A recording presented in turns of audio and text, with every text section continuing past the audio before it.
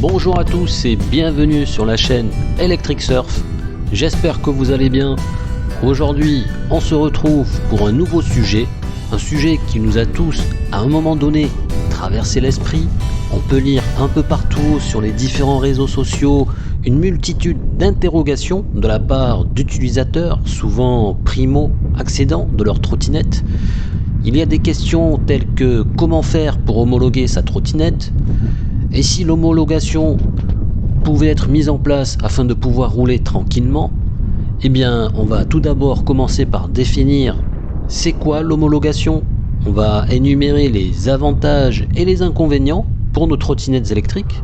Et enfin, je vais partager mon opinion à ce sujet, faire une proposition en lien avec la réglementation en vigueur, car j'estime qu'elle n'est pas du tout en phase avec nos EDPM qui ne cessent d'évoluer. Puis, vous allez me dire ce que vous en pensez, mais aussi et surtout comment vous voyez les choses évoluer. Quelles seraient donc vos idées? Pour définir l'homologation, je vais m'appuyer sur l'exemple des scooters de manière générale. C'est l'acte par lequel l'administration compétente atteste de la conformité du deux roues aux normes nationales. Ceci implique plusieurs éléments, à commencer par 1. La validation des tests mécaniques dans les laboratoires spécialisés. Cela concerne souvent les tests de sécurité, tels que le freinage, l'éclairage, la vitesse. Ensuite, il faut la carte grise du véhicule, c'est-à-dire une sorte de pièce d'identité avec le nom du modèle, la marque, la puissance moteur, sa catégorie, la date de mise en circulation. Et enfin, l'obtention d'une plaque d'immatriculation pour circuler sur la voie publique et ainsi identifier le propriétaire du deux roues si jamais il commet des infractions. À ce jour, au moment où je vous parle, pour le territoire français, il n'y a pas d'homologation possible pour nos trottinettes électriques.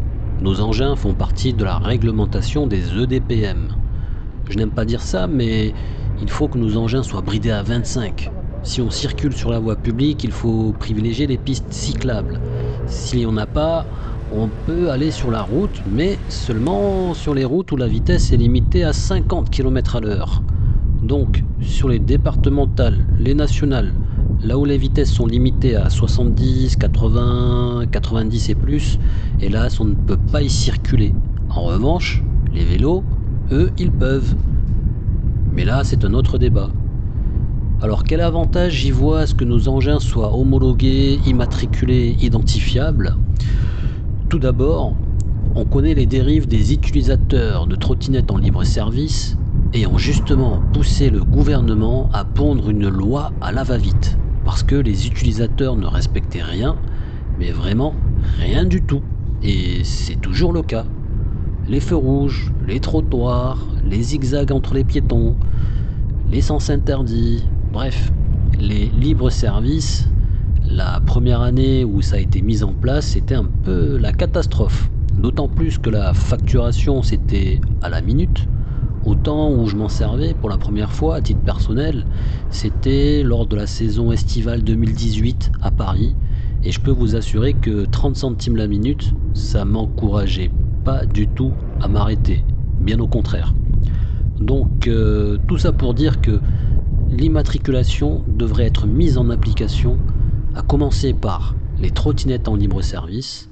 Celui qui fait l'andouille, on pourra le retrouver, il mérite d'être sanctionné et j'espère que ça va être mis en place.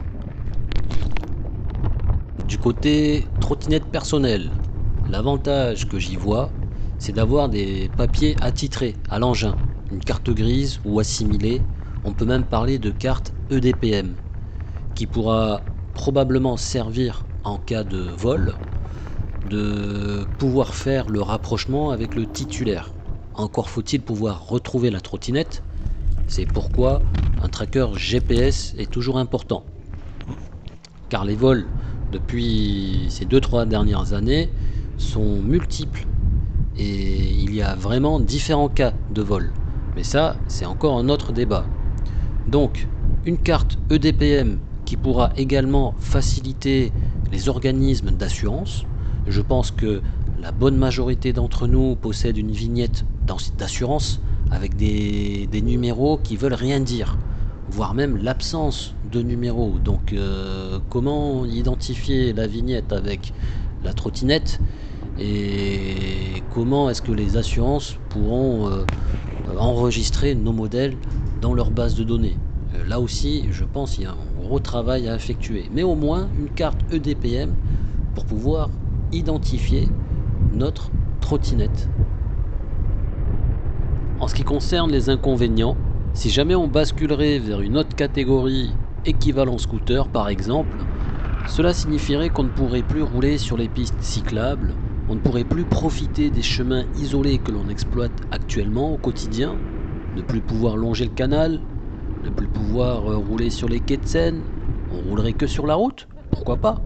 Ceci dit, on pourrait très bien faire plusieurs catégories au sein de la même réglementation des EDPM et en conséquence pouvoir adapter nos vitesses en fonction des endroits par où l'on passe et ainsi conserver nos avantages de passe-partout.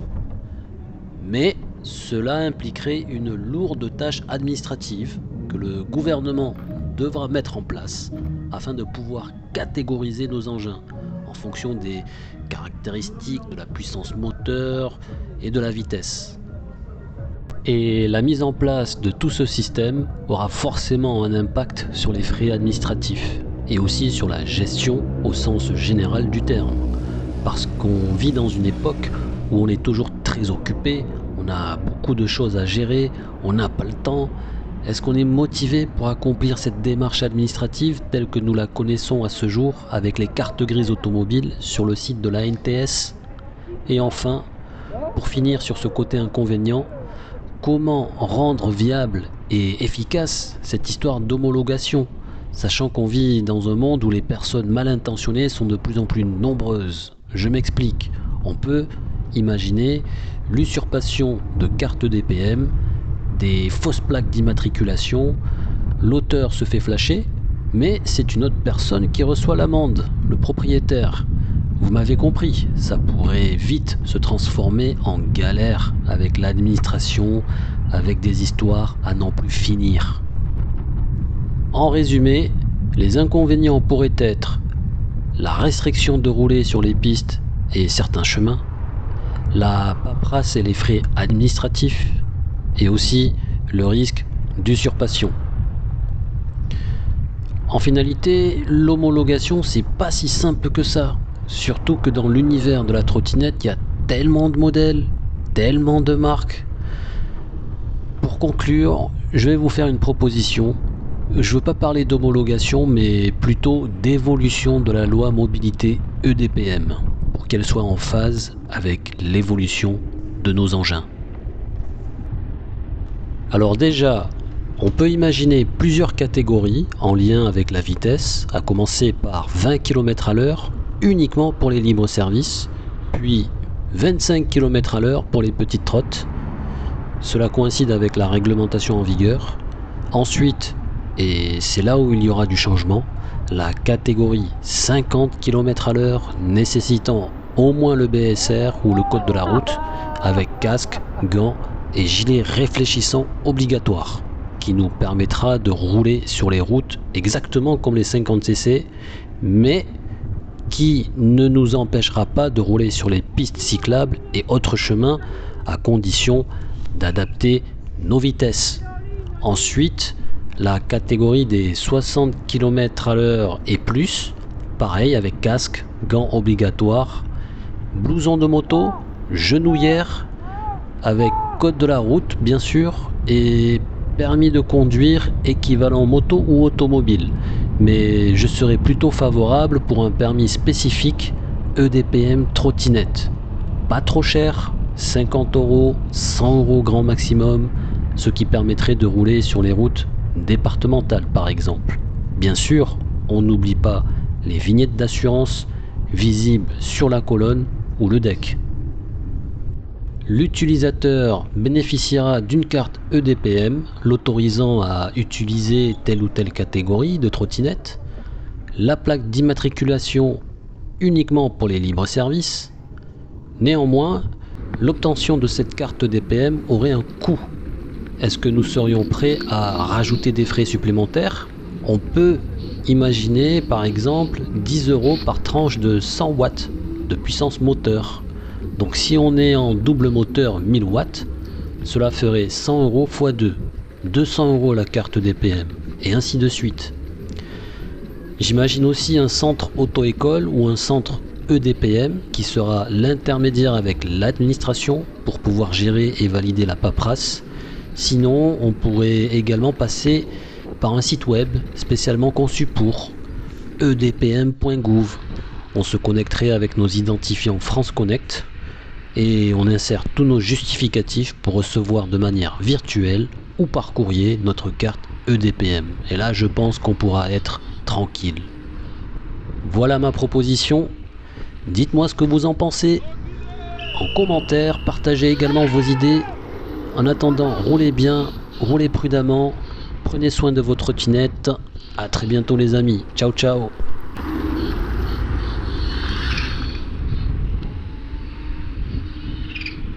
Juge